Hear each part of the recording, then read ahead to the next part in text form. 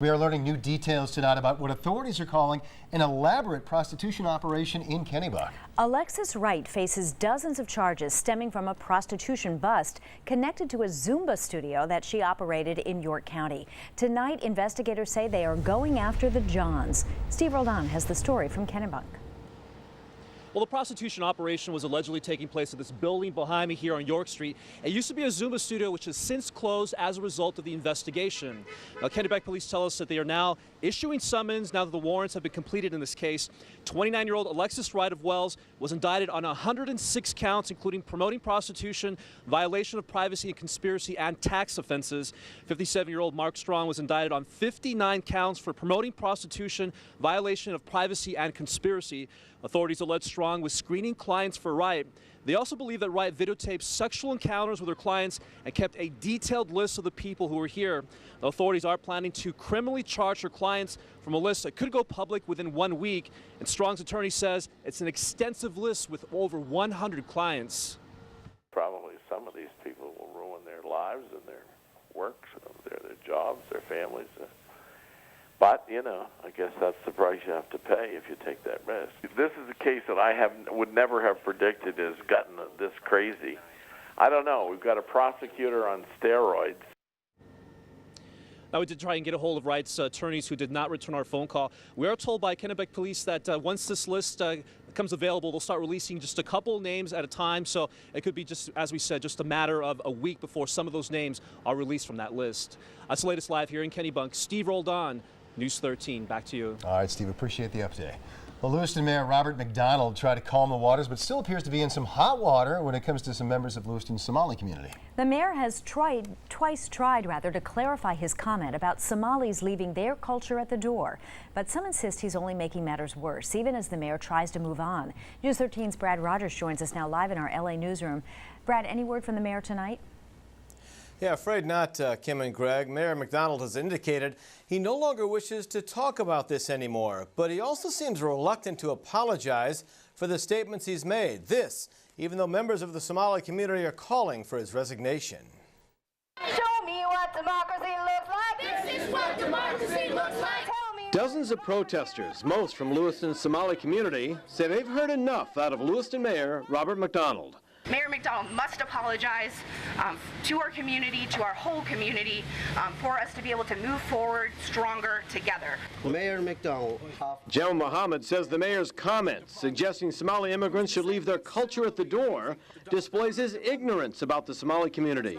The remarks made by the mayor over the last few months were clearly racist and anti-immigrant statements that do not reflect the sentiments of this all-American city.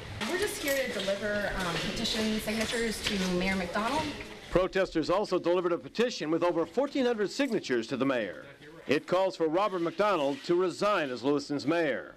City councilors say they've encouraged the mayor to apologize. If I knew I offended or hurt somebody's feeling, I personally would apologize. But I also encouraged him to keep the community as a whole in his thought process when he's making comments directed towards any specific group.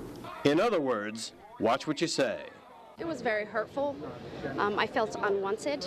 Nemo Yona says Somalis came to Lewiston to live in peace. We came to this community because it is safe and peaceful. And because of the mayor's statements, we now feel more vulnerable to the violence. Now, there is no provision in the Lewiston City Charter to force a mayor out of office. The mayor would have to either die, move, or perhaps commit a crime for that to happen. Reporting live in the LA newsroom, Brad Rogers, News 13. And Kim and Greg, the only other way is for the people just not to re-elect him next time around. All right, thanks for the update, Brad. A family-owned restaurant in Brunswick is being sued by a Las Vegas nightclub company which operates restaurants in Vegas and New York City. On Tuesday, the owners of Tao filed a federal lawsuit in Portland against a family-run restaurant on Pleasant Street in Brunswick that bears the same name. That company claims the similarities could confuse the public. The owners of Tao Brunswick tell us this lawsuit came as quite a shock. We responded to that letter saying that yes, we would be willing to work with them with any conflicts, and then this. I don't know exactly why, but I doubt very much that a restaurant that seats over 300 people, that has a nightclub, and is in Las Vegas and New York, and caters to movie stars, would ever be confused with our little 40-seat restaurant in Brunswick, Maine. The owners went on to say while the restaurants are spelled the same, the meaning is much different. When we chose our name, we chose Tao because my grandfather chose it. Because my mom's from an old Chinese fable about a peach, sort of a man who finds paradise in a peach grove. And sort of that, and I love peaches, and so Tao, the word Tao that we chose in Chinese means peach, and the word Tao that they chose, which is also a different character and tone, is Tao, is in sort of Taoism and the way or the path. So it's sort of, in Chinese, it's a completely different meaning. The local attorney for the plaintiffs tell our partners at the Press Herald that his client doesn't have any comment beyond what is in the complaint. An early morning raid lands a murder suspect behind bars. He is the second and final suspect authorities wanted, accused of killing 3 people and then burning their bodies in Bangor. News 13's Adrian Stein joins us live in the studio with these new developments. And Adrian, he's now trying to delay his return to Maine, apparently. Yeah, that's right, Greg. Nicholas Sexton's attorney says he will fight extradition to Maine to face those charges of murder and arson. A tactical team nabbed him around 4 this morning at a house in Brockton, Massachusetts. Now, this is the man that you're about to see, who authorities say is his accomplice, 34-year-old Ricky DeLuz, in Penobscot Superior Court today, where he pleaded not guilty to murder and arson. He turned himself in Massachusetts and was extradited this week. Investigators say he and Sexton shot 3 people from Maine, then lit a car on fire with their bodies inside. That was in mid-August in Bangor.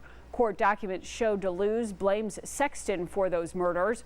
DeLuz's attorney says his client is remorseful. Meanwhile, the Assistant Attorney General says DeLuz can plan on going to trial with Sexton. He's sad. He understands the significant situation he's in.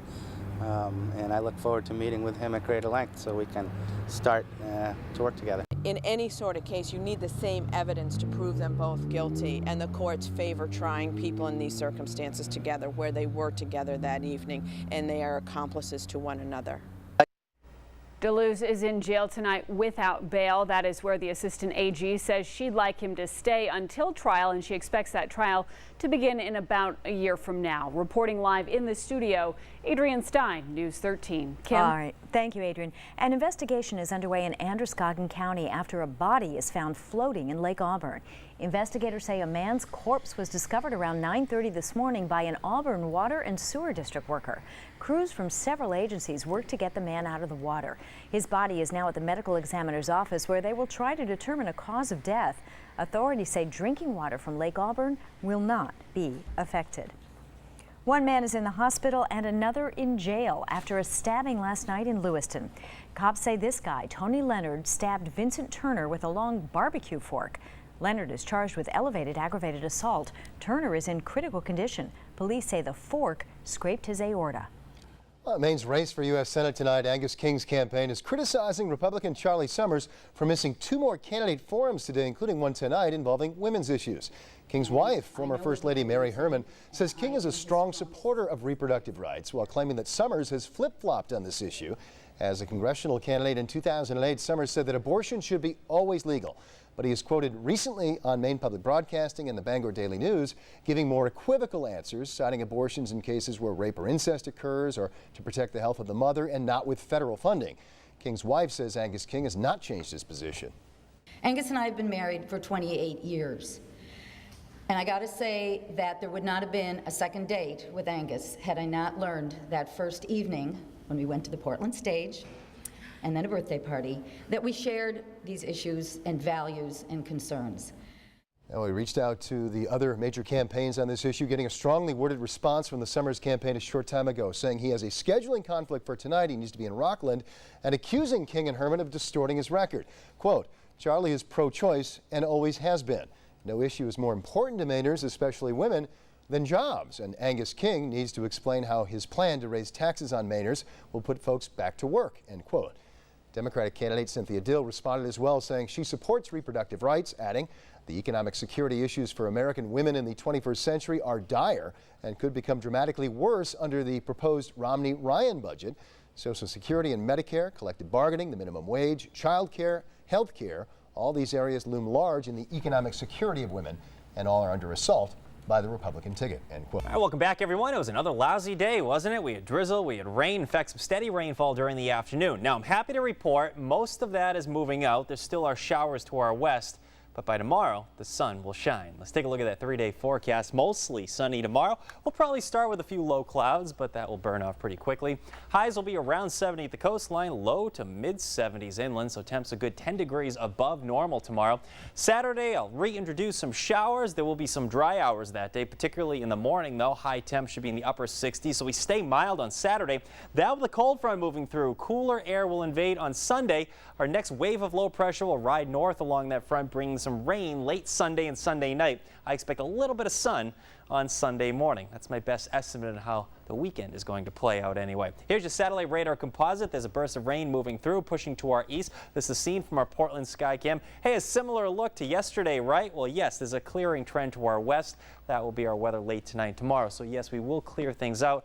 And tomorrow looks to be a brighter day, finally, right? There's the steadiest of the rainfall pushing off to the northeast, moving out into eastern parts of Maine now, Penobscot Bay, Belfast, Rockland, Camden, heading up into the Waterville area. You're still looking at some steady rainfall. Those of you in Lewiston, even here in Portland, Oxford County, York County, Cumberland County, Androscoggin County, we're all looking at just mainly cloudy skies. Now, it's worth mentioning that there are a few showers to our west, and some of these have been thunderstorms. In fact, 2 lightning strikes showing up on Lightning Tracker tonight. I don't think they'll survive the trip to the east. I guess there's a slight chance for a thunderstorm, but a greater risk for just plain old showers through tonight.